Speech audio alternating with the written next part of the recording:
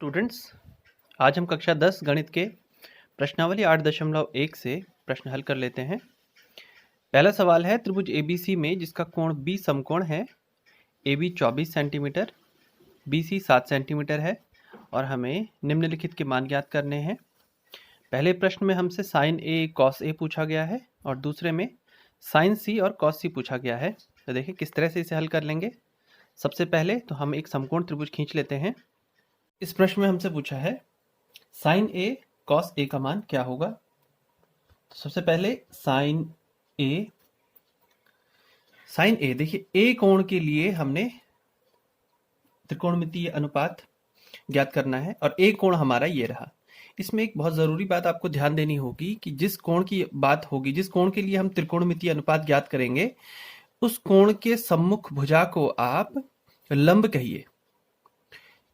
समकोण त्रिभुज में सबसे बड़ी भुजा कर्ण है, ये आप जानते हैं, लेकिन इन दोनों भुजाओं के विषय में मैं कह देता हूं कि इन दोनों भुजाओं को आप आपस में बदल सकते हैं। यानी कि आप इसको लंब बोल सकते हैं, आप इसको आधार बोल सकते हैं, या इसको लंब कहिए या इसको आधार। ये किस बात पर निर्भर करेगा, आप किस कोण के बारे में हल कर रहे हैं या किस कोण के बारे में यहाँ पर बात चल रही है। हमें कोण A के लिए साइन लेना है, यानी कि साइन A का मान निकालना है। तो इसके लिए आप इस कोण के सामने वाली जो भुजा होगी इसको लंब लेंगे, या यूं समझे, देखिए ये वापस वही चित्र है, वही त्रिभुज है। आप इसको इस तरह से देख लीजिए, अब इसको इस तरह से देखा जा सकता है कि ये कोण है, तो ये देखिए ये लंब हो गया, ये आधार हो गया। क्योंकि नॉर्मली हमारे दिमाग में जो खाका तैयार है उसमें हम मानते हैं कि जिसके ऊपर त्रिभुज टिका हुआ है, जिसके ऊपर ये त्रिभुज खड़ा है, वो आधार होना चाहिए और ये लंब होना चाहिए। लेकिन यदि हम इस कॉपी को इस तरह से मोड़ लें या इस तरह से समझिए इसको, तो अब देखिए अब क्या हुआ, ये त्रिभुज इसके ऊपर टिक गया है। इसीलिए मैं कह रहा हूं जिस कोण के लिए आप सवाल हल करेंगे उस कोण के सम्मुख भुजा को ही आप लंब लीजिए। इससे आपके लिए कोई समस्या सामने नहीं आएगी और आप आसानी से सवालों को हल कर पाएंगे। तो देखिए ये रहा, क्योंकि हमारे लिए A कोण पर बात चल रही है, हमें साइन A ज्ञात करना है। अब आपको याद होगा साइन थीटा हमने कल पढ़ा था, पिछली कक्षा में पढ़ा था कि साइन थीटा होता है लंब बटा कर्ण, लंब बटे कर्ण। तो यहां देखिए अब लंब कौन होगा, A कोण के हिसाब से समझा जाए तो BC हो जाएगा लंब और कर्ण हो जाएगा AC। अब हमारे पास जानकारियां क्या है, देखिए BC तो हमें मालूम है 7 सेंटीमीटर है, लेकिन AC हमें नहीं पता है। AC यानी कर्ण हमें नहीं मालूम है, तो कैसे ज्ञात करेंगे। सरल चीज है, हम पाइथागोरस प्रमेय का प्रयोग करते हैं। देखिए AC बराबर हो जाएगा वर्गमूल AB का वर्ग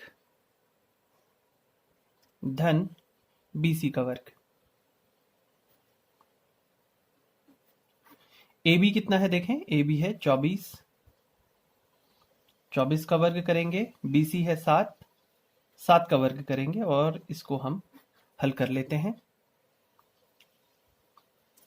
24 का यदि वर्ग करेंगे, 24 गुणा 24 576 आएगा, 7 का वर्ग करके 49 आता है। यदि आप इन दोनों को जोड़ लेते हैं, 9 6 15 का 5 हासिल 1, 4 और 1 5, 7 5 12, 625, यानी 625 का वर्गमूल होता है 25। AC प्राप्त हो गया 25, यानी कि साइन A आप आसानी से निकाल सकते हैं। साइन A हुआ BC बटा AC, और BC 7, AC 25, ये रहा। बिल्कुल ऐसे ही अगला साइन A के बाद हमसे पूछा गया था कॉस A। कॉस A ये होता है आधार बटा कर्ण, आधार बटा कर्ण। तो आधार कितना है देखें, अब की बार हो जाएगा AB आधार रहेगा इस कोण A के सापेक्ष। A के लिए मैंने कहा इसके सामने वाली भुजा को हम लंब कहेंगे, अगर ये लंब है तो ये आधार हो गया, तो ये हो गया AB। आधार हो गया AB और कर्ण हो गया AC। कर्ण तो बदलेगा नहीं, वही रहेगा। तो आधार देखें कितना आ गया था, AB का मान हमें पता है 24 और ये हो गया 25, 24/25। इस तरह से हम इसे हल कर सकते हैं। अब इसी का दूसरा भाग है साइन C और कॉस C, हमें इसमें पता करना है। देखिए साइन C फिर से वही लंब बटा कर्ण,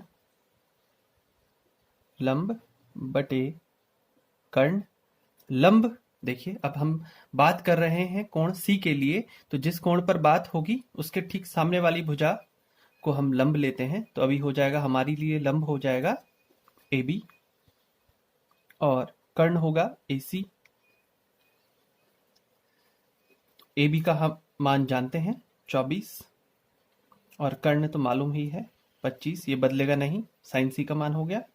और ऐसे ही कॉस C निकाल लेंगे, कॉस C वही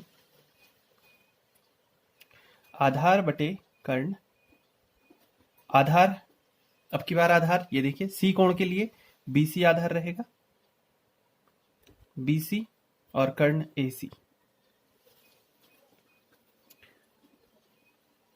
BC है 7, AC है 25, तो cos C का मान हो गया 7/25। ये बात आपको याद होगी, मैंने जब भी इससे पिछले वीडियो में आपने देखा होगा कि आपसे बताया था कोण थीटा कोण है और कोण हमेशा कर्ण और आधार के बीच लिया था। मेरे कहने का मतलब यही था कि जो भी आप कोण ले रहे हैं उसके सम्मुख भुजा को आप लंब लेंगे, यही उसका मतलब था कि थीटा क्या था, कोण, और कोण हमेशा कर्ण और आधार के बीच ही लिया गया था और उसी के लिए हमने त्रिकोणमितीय अनुपात ज्ञात किया था। तो यह पहला प्रश्न हल हुआ। और यदि विद्यार्थियों को ये याद करने में कोई समस्या है कि साइन के लिए लंब बटा कर्ण होता है, कॉस के लिए आधार बटा कर्ण होता है, तो इसके लिए हमारे पास एक तरकीब है, इसकी मदद से आप इसको याद रख सकते हैं। देखिए कैसे, देखिए आपको दो लाइनें याद करनी पड़ेंगी। लालू आम लाया, कच्चे कच्चे आम, बिल्कुल इसी तरह से। और ये क्रम याद करना पड़ेगा। 6 त्रिकोणमितीय अनुपात होते हैं, इनका क्रम आप इसी तरह याद रखें। पहले साइन थीटा, फिर कॉस थीटा, फिर टेन थीटा, फिर कॉट थीटा, सेक थीटा और कोसेक थीटा। इसी क्रम में इनको याद रखें तो आपको इस सूत्र की मदद से, इस लाइंस की मदद से आप ये सभी त्रिकोणमितीय अनुपातों के लिए सूत्र याद रख सकते हैं। देखिए साइन थीटा, सबसे पहला वाला ल और ऊपर का और नीचे क, लंब बटा कर्ण, ल से यहां पर हो जाएगा लंब और बटे नीचे वाला ये कर्ण, लंब बटा कर्ण, यानी साइन थीटा होता है लंब बटा कर्ण। दूसरा देखिए अ ऊपर आया है और क नीचे, आधार बटे कर्ण, कॉस थीटा होता है आधार बटा कर्ण।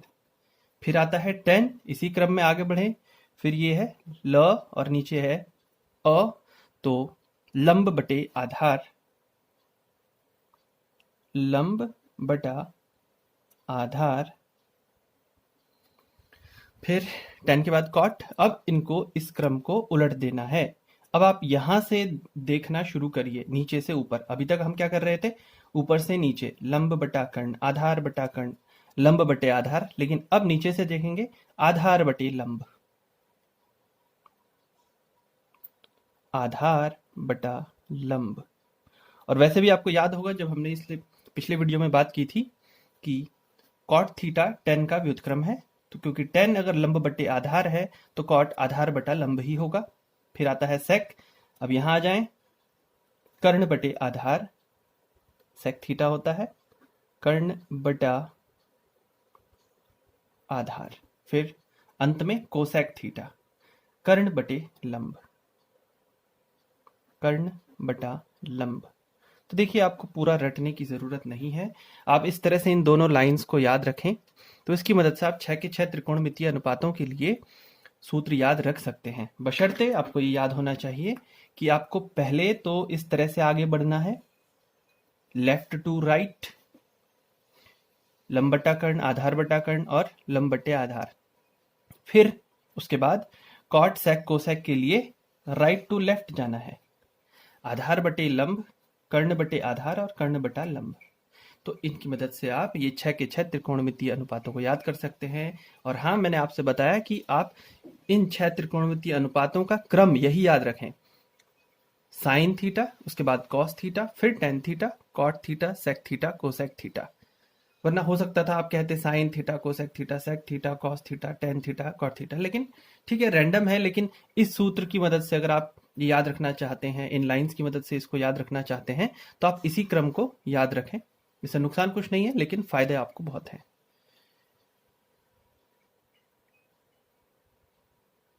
देख लेते हैं। इसमें पूछा है, हमें डायग्राम दिया हुआ है और पूछा है कि tan p ऋण cot r ये ज्ञात करना है। देखिए इस चित्र में अगर हम tan लिखते हैं, अभी हमने पढ़ा tan थीटा लंब बटे आधार होता है, और हमें p कोण के लिए अगर आप देखेंगे तो इसके सामने वाली भुजा यानी कि इसको लंब लेना पड़ेगा, या इसको इस तरह से समझ सकते हैं। ये चित्र कुछ इस तरह से होगा। p कोण के लिए ये लंब हो जाएगा, ये कर्ण हो जाएगा और ये आधार हो जाएगा। तो देखिए tan थीटा निकालने के लिए लंब बटा आधार यानी लंब की आपको आवश्यकता पड़ती है। पहले हम लंब ज्ञात कर लेंगे, यानी किसी समकोण त्रिभुज में लंब भुजा कैसे ज्ञात करें, यदि कर्ण मालूम है और आधार मालूम हो। तो इस भुजा को निकालने के लिए बोधायन पाइथागोरस प्रमेय की मदद से सबसे पहले हम QR ज्ञात करते हैं। 13 का वर्ग 169, 12 144, और इन्हें घटा लेते हैं। 25 का वर्गमूल हो जाएगा 5, तो ये आ जाएगा 5 सेंटीमीटर। QR बराबर होगा 5 सेंटीमीटर। तो tan क्या होता है, अभी हमने पढ़ा, लंब बटे आधार होता है।